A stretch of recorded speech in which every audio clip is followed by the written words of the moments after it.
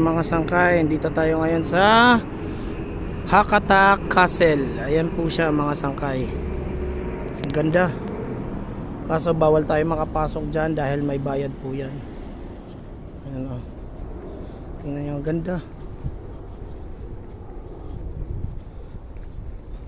Ayan yung sinaunang castle dito sa Pococa. Ganyan kaganda siya.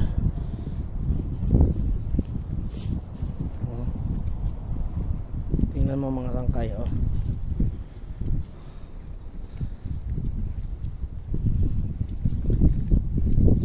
Simula noon hanggang ngayon di pa rin nila binabago yan. Kung ano yung pagkakagawa dati, ganun na ganun pa rin hanggang ngayon. Oh. Ganda.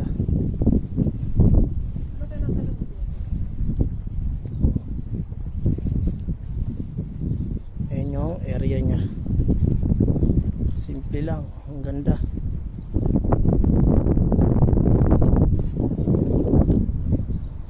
Ayan o. Ayan yung paligid nya.